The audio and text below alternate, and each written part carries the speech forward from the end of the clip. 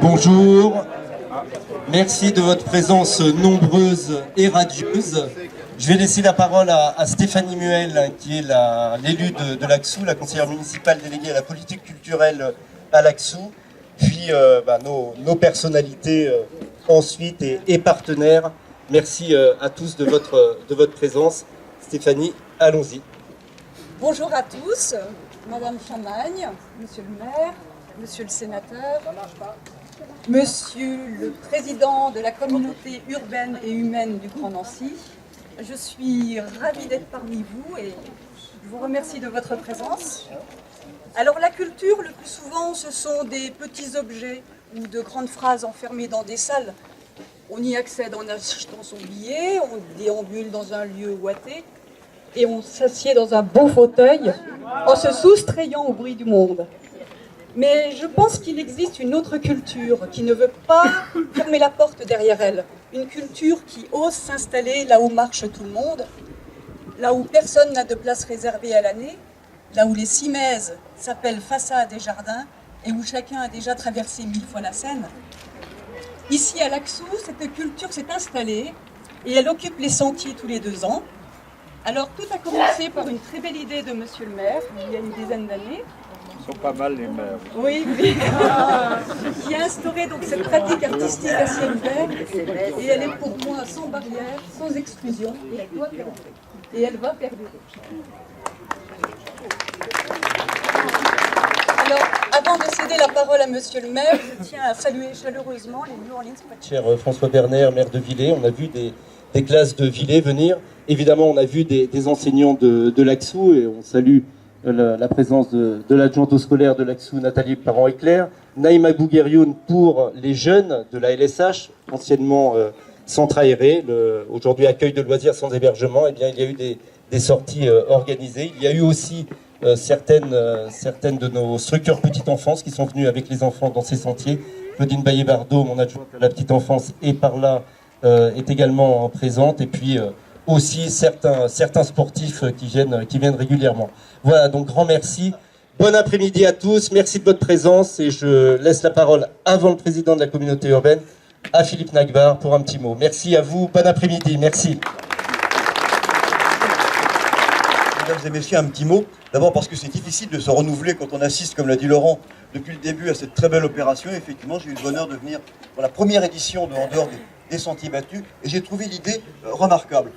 Pour une raison que la conseillère municipale déléguée à la culture a évoquée, qui est l'accessibilité de la culture. Je crois que la culture classique, c'est important, c'est fondamental. Les grandes institutions, c'est fondamental, il faut tout faire pour que le public y aille. Mais ici, c'est une institution qui est la nature, ce sont les sentiers, les vergers.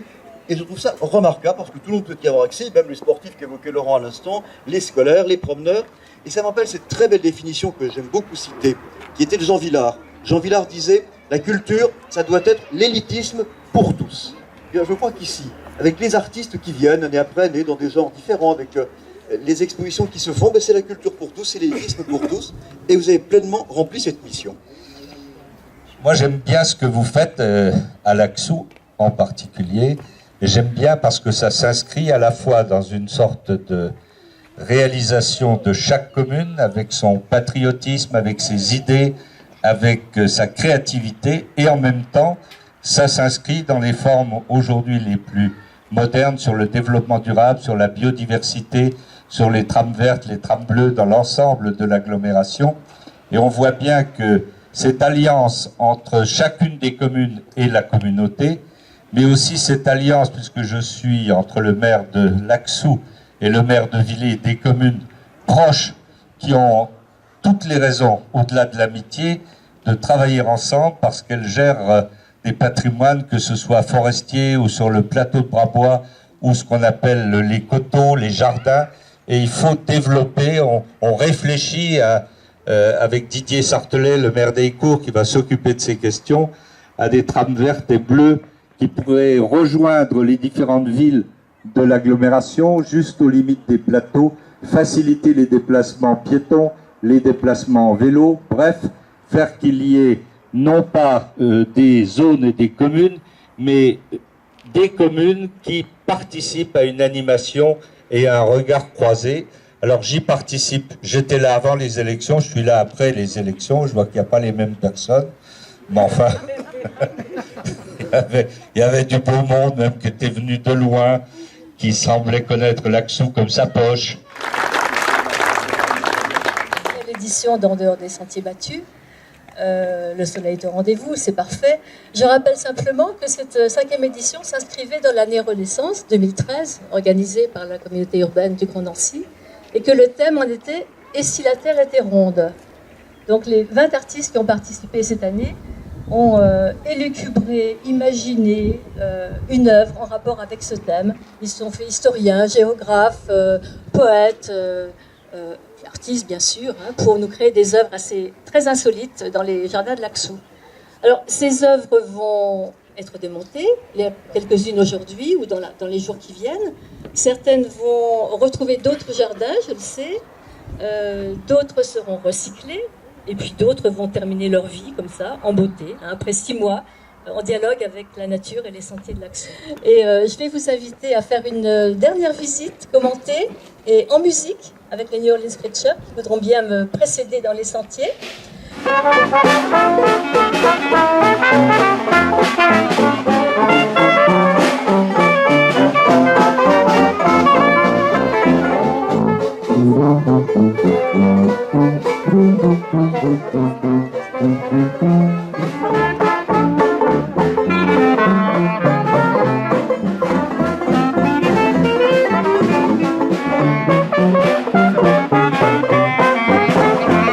Ici devant l'œuvre de Laurent Weiss, intitulée Rondeur. Alors Laurent Weiss, c'est vannier, mais un vannier qui ne fait pas de panier, un vannier qui fait des installations essentiellement dans les jardins. Pour exemple, il a participé à une édition du Festival des Jardins de Chaumont-sur-Loire. Son œuvre va rester dans ce jardin qui n'est pas cultivé et qui est vraiment destiné à l'accueillir. Tapissé de glaise et d'argile et qui permet la retenue de l'eau, de la neige ou de la glace. Bon, on n'a pas eu beaucoup d'eau, on n'a pas eu de neige, mais bon, voilà. C'est un nid en osier blanc, devrait offrir, et vont peut-être le faire, un lieu de vie à la faune locale. Voilà, c'est une œuvre qui va rester à demeure, qui était très blanche lors de son installation en septembre et qui grisonne avec le temps, comme nous les humains finalement. C'est la vie.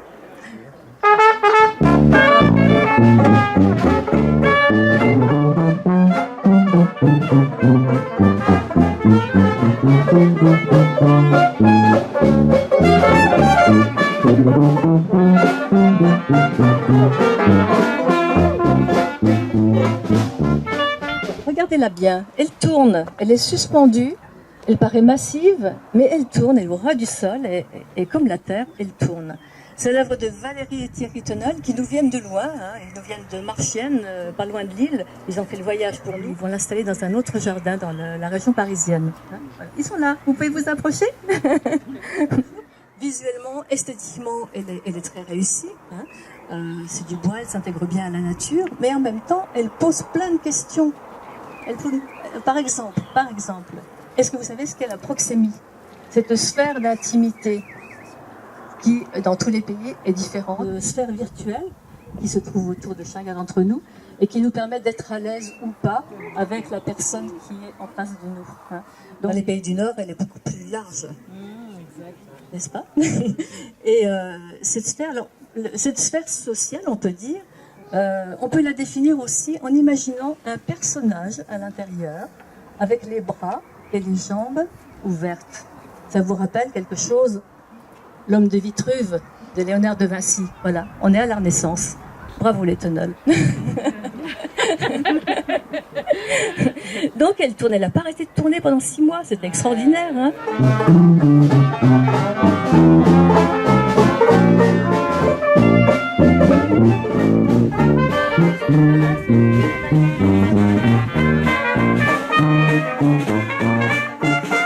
Voici devant l'œuvre de Emmanuel Perrin.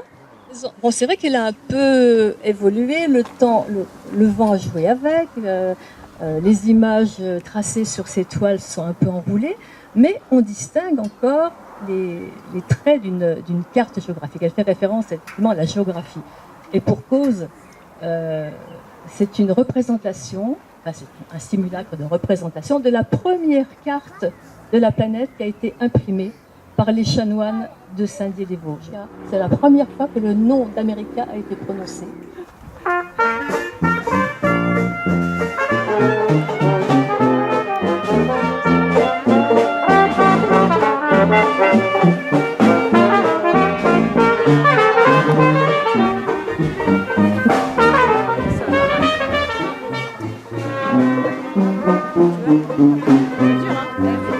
Pascal Delièvre est bien connu des Nancéens. Elle participe pour la 3e fois à En dehors des sentiers battus. C'est donc sa 3e installation. Alors, le titre de son œuvre, ça lui ressemble. J'ai envie de vous lire le petit texte qu'elle nous a pondu pour décrire son œuvre. Petit monticule troué de lumière en métamorphose. En pays imaginaire ou maison fantastique. Abracadabra, en fourrure de chat, la végétation en superposition émulsionne les excursions en ébullition. Un géant sage comme une image, un chat, les escargots, lenteur consternante, moment interminable. Voilà.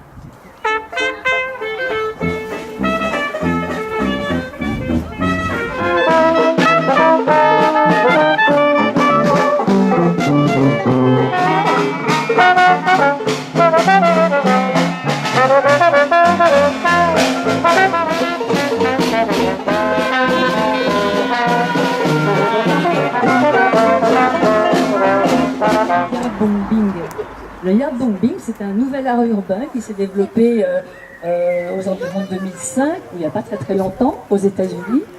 Et pour l'anecdote, j'ai une chambre de laine qui a commencé à entourer la poignée de son magasin avec de la laine et qui a fait des émules. Donc c'est en Europe. Et maintenant, dans les communes, vous remarquerez du mobilier urbain, des arbres recouverts en partie par du fil, du tricot, du crochet. Voilà, c'est un nouvel art qui, parallèlement au tag, existe maintenant, donc il faut tenir compte. Alors, Dominique nous a raconté aussi une petite histoire, hein, c'est rond et rond, petit patapon, voilà, protégeons notre arbre pour préserver notre terre ronde. Habillons-le afin de passer l'hiver bien au chaud, petit patapon. Le fil de laine qui l'entoure, rouge, sans toi, notre terre risque de ne plus être rouge.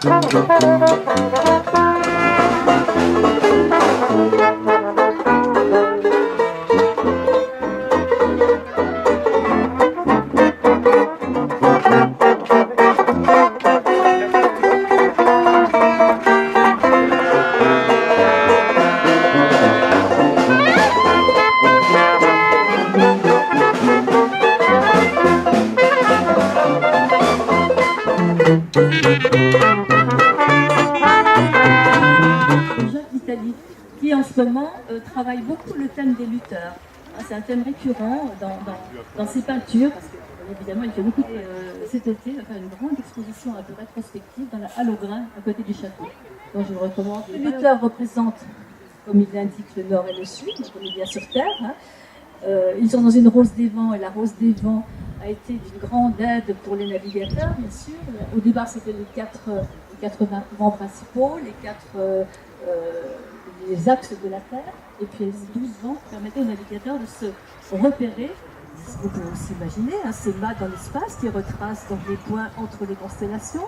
On a l'impression qu'on est vu du ciel, on est au-delà de la Terre, on est vu du ciel, dans le ciel, et puis on observe un peu ce qui se passe autour de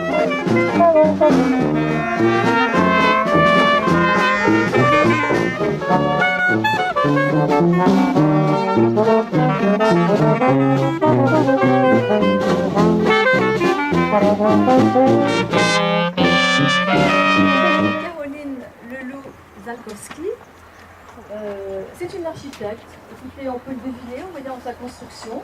Bon. Elle fait référence aussi au génie créateur des bâtisseurs de la Renaissance. Elle nous a construit un petit abri, bon, bien sûr à la mesure des jardins, un abri où on a envie de se réfugier, une espèce de coquille, un rappel à l'enfance, d'ailleurs elle le dit bien. C'est un peu aussi comme une terre ronde posée dans un jardin. La coquille se développe, s'enroule, se reproduit selon le temps et l'humeur. Et elle est posée à l'écart dans ce jardin ordonné, tout simple, un jardin où la nature a repris ses droits. Elle est bien mise en valeur comme dans un écrin, un retour à la cabane de notre enfance, un lieu imaginaire et des sensations toutes simples. Voilà, fragile et naturel, le petit univers de Caroline nous propose tout ce qu'elle porte en elle comme mystère, comme féminité. C'est un beau travail d'artiste et d'architecte, à la mesure des jardins nature.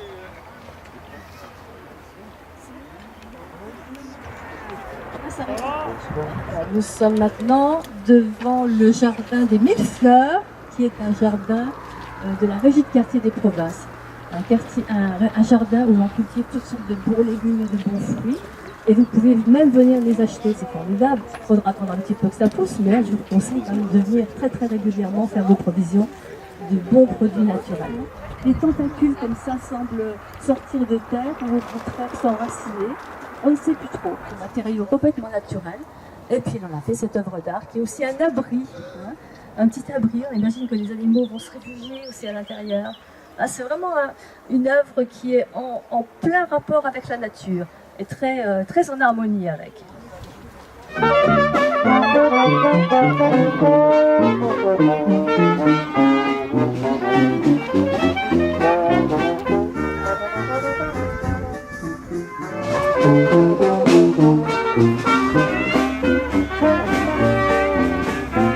Sophie Chazal s'est installée aussi dans ce jardin des 1000 fleurs. Alors, c'est un retour à la matérialité de la Terre. Il souhaite qu'on se dépouille de l'image virtuelle imposée en ce moment par la communication numérique, pour se souvenir que la Terre est là, la Terre est ronde. Il faut prendre le temps de l'observer, il faut la prendre dans ses mains. Regardez la photo et revenir comme ça, à des sensations toutes simples. De terre, support de l'imaginaire. Alors, cette image de deux mains qui entourent une boule de terre se prolonge par 5 panneaux blancs, qui sont en fait des feuilles blanches sur lesquelles vous pouvez inscrire votre imaginaire. Et puis en même temps, je crois qu'elle a voulu faire un rapport, un rappel, enfin une citation comme ça aux voiles des grands navigateurs, des grandes voiles blanches. Voilà. Et ils sont donc fermés, en rond, comme un espace clos, qui évoque en même temps la rondeur de notre planète.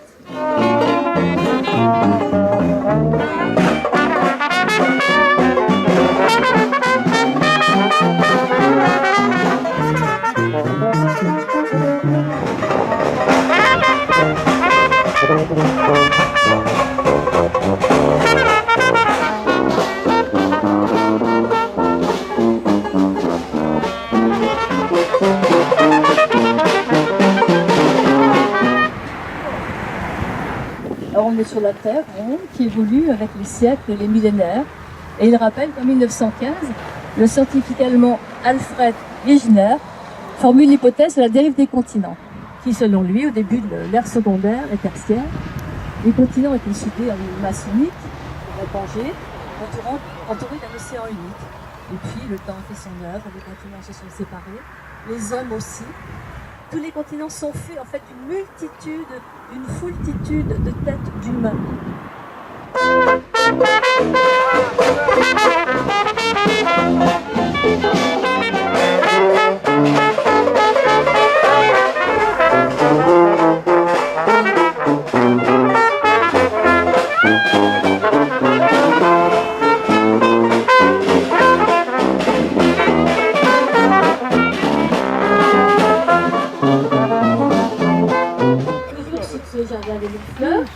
Pierre-Aimé Mathieu nous invite à une réflexion sur la notion de temps.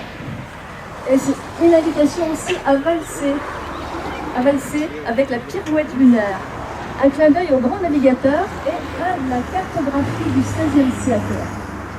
En même temps, on fait donc une invitation à valser aussi au rythme d'une lunaison. C'est donc une réflexion sur la notion du temps qui passe et sur l'invitation à prendre son temps, surtout dans ce jardin. Alors, ce toupie est entouré de 4 toupies qui symbolisent les points cardinaux et au sol, alors complètement enfoui maintenant dans la végétation, 8 pierres qui symbolisent le cycle d'une lunaison. Un peu comme les phases différentes. Pierre-Aimé Mathieu est plasticien, travaille la peinture, la sculpture et intervient dans les écoles. Paul Parent nous a installé une œuvre qui s'appelle Antipode, du latin antipodus, dont les pieds sont situés à l'opposé. Alors c'est une installation un peu incongrue. Vous allez entrer, vous allez passer sur une petite passerelle, la conquête du paysage, entre et on voit à la fois que c'est pas tout à fait c'est pas si simple. Et au bout de ce passage, il va installer une boîte aux lettres. Une boîte aux lettres. Et c'est une invitation à communiquer avec les gens qui sont aux antipodes. C'est un cul-de-sac, hein. Le but est parti pour la table. Je ne vais pas ici, vous pouvez les de la terre. Et puis, on va allez.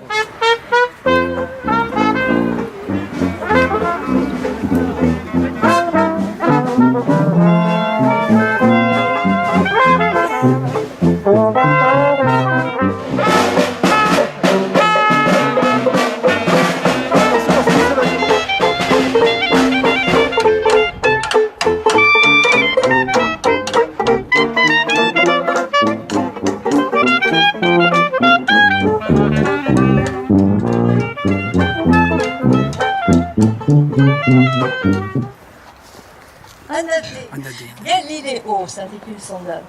Alors, Anadée est créatrice, elle dit plutôt créateuse en fait. Créateuse, sculpteuse, peintreuse, plasticienne, plasticonteuse. Voilà, elle se nomme plasticonteuse. Et elle raconte des histoires avec tous les moyens qui sont à sa disposition. Elle peint, elle récupère des matériaux, elle raconte des histoires aux enfants. Elle est comédienne aussi. Lors de la dernière fête, elle nous avait fait une petite performance très très intéressante. Elle jouait avec les mots d'une façon incroyable. Et donc pour l'occasion, elle nous a fait une peinture. Alors si on regarde cette peinture, le bleu des mers, le vert des continents, et puis en même temps un monstre humain. Une espèce de monstre comme ça, ou un personnage, ou un animal fait de tubes, de fer à béton soudé, qui observe cette œuvre, ou alors qui nous observe, allez savoir. En tout cas qui nous invite à l'observer, parce que des petits orifices sont ménagés pour qu'on y passe l'œil à différentes hauteurs, sous les yeux de Galilée qui nous observe. Regardez bien.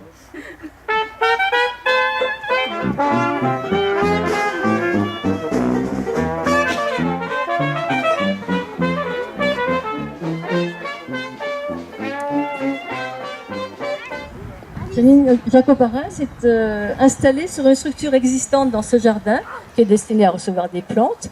Elle y a installé une sorte de nébuleuse entre ciel et terre qui est faite de réseaux métalliques. C'est un tissu métallique comme ça qui bouge gentiment avec le vent et qui symbolise en fait ce réseau de communication qui entoure la planète. Le nuage, le cloud en fait. Ces petits flacons symbolisent aussi les fluides qui circulent à travers ces réseaux avec tout ce qu'ils ont de positif ou de négatif. Et aussi sur la communication dans notre époque.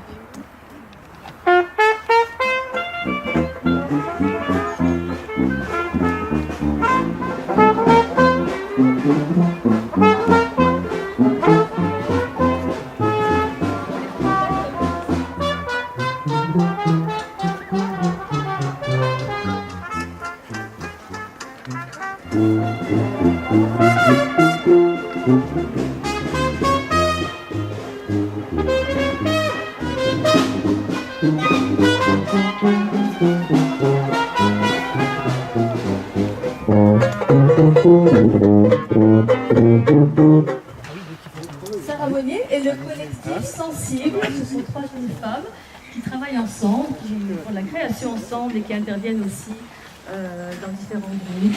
Elles nous ont installé palabres suspendues. Alors imaginez une table, des invités autour, au temps de la Renaissance, regardez un petit peu les objets sur la table, les chandeliers anciens, les vases. Bon, tout ça était tout blanc immaculé en septembre quand elles l'ont installé. Et puis là, le temps s'est arrêté. Les invités sont partis, mais la table est restée. La table est restée et la nature a repris le dessus. Le blanc immaculé est devenu un petit peu verdâtre. Des mousses, des algues sur les aliments. La terre continue à tourner, en fait, les saisons ont continué. On n'y peut rien, c'est comme si le repas s'est arrêté, comme ça, figé dans le temps. Mais la terre continue à tourner. Alors, on imagine aussi des convives qui s'attablent et qui s'attardent autour de la table pour parler des grands problèmes de leur époque et si la terre était ronde. C'est pas nostalgie. Ah oui, c'est nostalgie. On continue les musiciens et on tourne la première à gauche.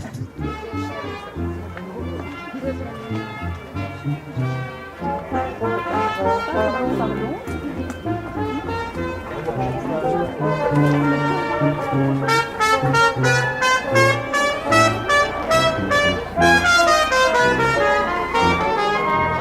Chevalier, qui est un vrai pro de l'art dans nos régions, qui participe pour la 2e fois en dehors des sentiers battus.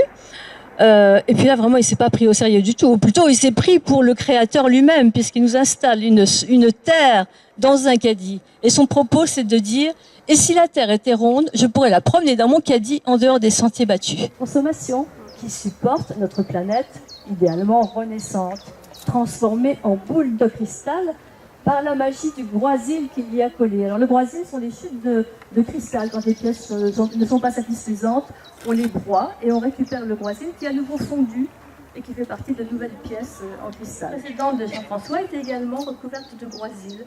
Elle brillait de 1000 feux au soleil. Et là, on a de la chance parce que le soleil est de la partie aussi. Et la terre est toute lumineuse. Jusqu'à demain.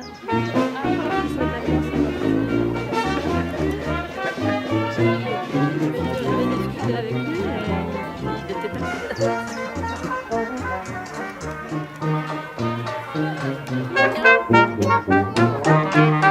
et l'œuvre de Claude Sommelet aussi, puisqu'elle est à la recherche de la planète bleue. C'est une histoire dans un lieu intemporel. Bon, là, on est dans les jardins de Saint-Arion, bien sûr, mais imaginez, est-ce qu'on est sur la Terre ou dans l'espace? On ne sait plus trop. Sur une planète, sans doute, et Galilée observe le ciel du bout de sa lunette. Regardez au sol, elles sont un peu cachées par l'herbe qui a poussé, mais elles sont là. Et soudain, son regard s'arrête sur une curieuse tache bleue. Je vous invite à réflexionner la lunette astronomique. Il est aussi l'inventeur du thermomètre en passant. T'as déjà fait, en fait.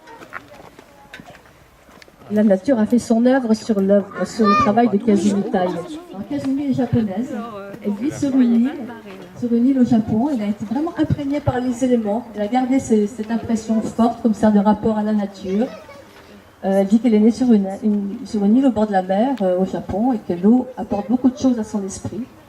L'esthétique transparente qu'elle exprime à travers ces cercles de vannerie toutes légères.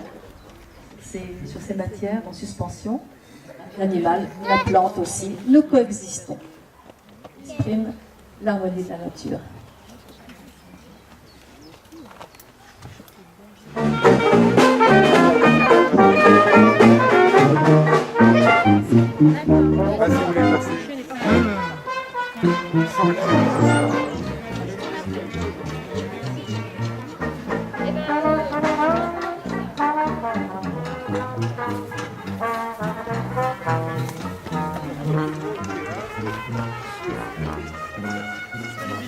Quelques rêves.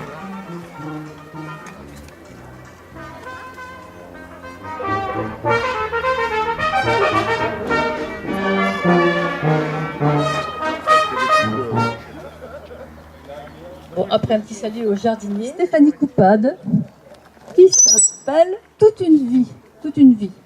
C'est une planète, en fait, une planète très féminine, hein, tout en dentelle, des pierres précieuses, qui symbolise l'origine de la vie, l'origine de la Terre, en fait. Hein. C'est une planète dont les dentelles de métal rappellent la végétation des fonds marins, les petites pierres bleues ou les morceaux de verre bleu qui symbolisent l'eau, l'origine de la vie. Et cette planète est installée sur un carré de petits cailloux qui symbolisent les limites qui encadrent la vie. Le cadre comme ça qui nous bloque, qui empêche un peu la liberté de chacun. Mais cette liberté qu'on peut retrouver en suivant les mâts qui s'élèvent vers le ciel. Une invitation à s'élever dans la nature. Je rappelle que la vie est faite de vide et de plein, de mort et de vie, de moments positifs, de moments négatifs. Tout ça exprimé par le métal que travaille très bien Stéphanie Coupade.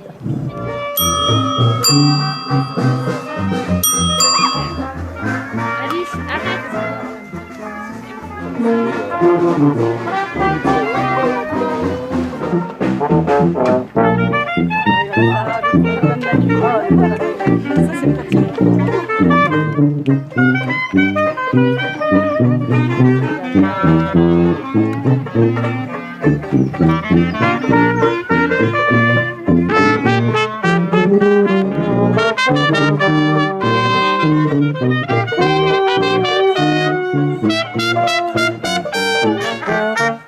Voilà, nous arrivons à la fin du parcours devant l'œuvre de Jim.